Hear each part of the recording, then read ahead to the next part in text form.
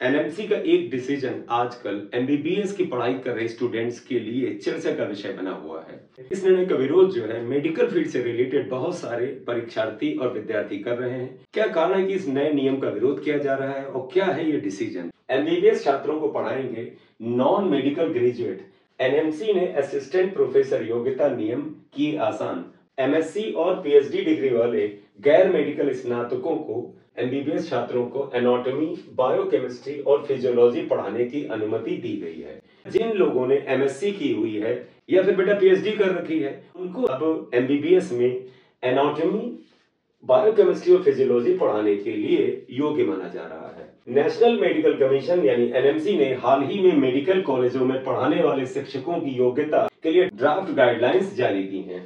NMC ने सरकारी hospital में काम करने वाले non teaching consultant specialist medical officer के लिए पात्रता शर्तों में ढील दी है। साथ ही मेडिकल कॉलेज में सीनियर रेजिडेंट या सरकारी मेडिकल कॉलेज में स्पेशलिस्ट या मेडिकल ऑफिसर के रूप में काम करने वाले डिप्लोमा धारकों के लिए मानदंडों को आसान बनाया है। तो बहुत सी ऐसी पोस्ट जो गवर्नमेंट मेडिकल कॉलेज में नॉन टीचिंग कंसल्टेंट से रिलेटेड है या स्पेशलिस्ट या मेडिकल ऑफिसर से रिलेटेड है, उनके जो रूल्स हैं उसमें थोड़ी सी ढिलाई दी है, छूट दी है।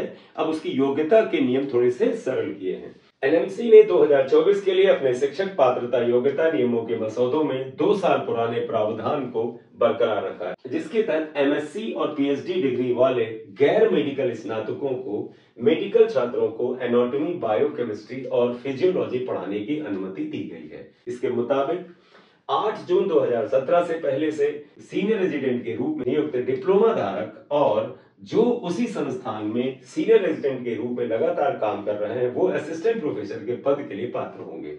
सरकारी मेडिकल कॉलेज में 6 साल तक स्पेशलिस्ट या मेडिकल ऑफिसर के रूप में काम करने वाले डिप्लोमा धारक असिस्टेंट प्रोफेसर के पद के लिए योग्य होंगे। जिन लोगों ने 6 साल तक स्पेशलिस्ट का या मेडिकल ऑफिसर का काम किया है और उनके पास डिप्लोमा की डिग्री थी, अब वो असिस्टेंट प्रोफेसर के लिए योग्य होंगे। हालांकि एनएमसी के इन नए पात्रता नियमों का काफी मेडिकल प्रोफेशनल विरोध भी कर रहे हैं। इस रूल का विरोध तो हो रहा है।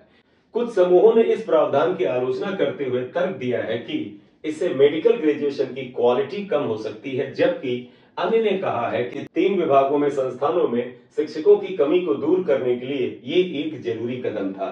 तो कुछ लोगों ने बोला है कि इससे स्टैंडर्ड ऑफ मेडिकल एजुकेशन थोड़ा डाउन होगा, लेकिन कुछ लोगों का कहना है कि डिफरेंट जो विभाग है, डिपार्टमेंट है, उसमें शिक्षकों की कमी है और अगर वहां पर टीचिंग स्टाफ की कमी है तो उसको अगर गैर मेडिकल एमएससी या पीएचडी को रखने में कोई बुराई नहीं है। कुछ लोगों का यह कहना है। देश में मेडिकल एजुकेशन की निगरानी करने वाले एनएमसी ने 17 जनवरी को टीईक्यू 2024 का मसौदा जारी किया था और 1 सप्ताह के भीतर प्रतिक्रियाएं मांगी थी। 17 जनवरी को इसके बारे में ये मसौदा जारी किया था और इसके बारे में संबंधित लोगों से राय मांगी गई थी। एनएमसी के वरिष्ठ अधिकारी ने कहा कि हमेशा कोशिश यही रहेगी एनाटॉमी, फिजियोलॉजी और बायोकेमिस्ट्री में डॉक्टर ऑफ मेडिसिन यानी एमडी की डिग्री वाले उम्मीदवार को ही नियुक्त किया जाए, लेकिन अगर ये उपलब्ध नहीं है तो एनएमसी द्वारा मान्यता प्राप्त मेडिकल कॉलेजों से इन विषयों में एमएससी और पीएचडी वाले उम्मीदवारों को विभागों में कुल पदों के 15% की सीमा के साथ नियुक्त किया जाएगा। एनएमसी ने यह भी क्लियर किया है, जहां तक संभव होगा एनाटॉमी, फिजियोलॉजी और बायोकेमिस्ट्री को पढ़ाने के लिए जो एमडी डिग्री धारक है उनको ही नियुक्त किया जाए, लेकिन अगर वो ना मिले, अगर वो उपलब्ध न हुए तो फिर एमएससी और पीएचडी धारक उम्मीदवारों को अपॉइंट किया जाएगा, लेकिन ये कुल पदों का सिर्फ 15% होगा, यानी 15% से ज्यादा लोग इस पोस्ट पे अपॉइंट नहीं किए जा सकते हैं। Atal Bihari Vajpayee institute of medical sciences and Ram Manohar Lohia hospital के डर्मेटोलॉजी विभाग के प्रोफेसर डॉक्टर कबीर सरदाना ने कहा कि इससे मेडिकल में रिसर्च खत्म हो जाएगी। यह तथाकथित फैकल्टी की संख्या बढ़ाने के लिए किया जा रहा है। जिन्हें एमडी कोर्स पाने के लिए रैंक या मेरिट नहीं मिल पाई है, उन्हें फैकल्टी में शामिल किया जाएगा।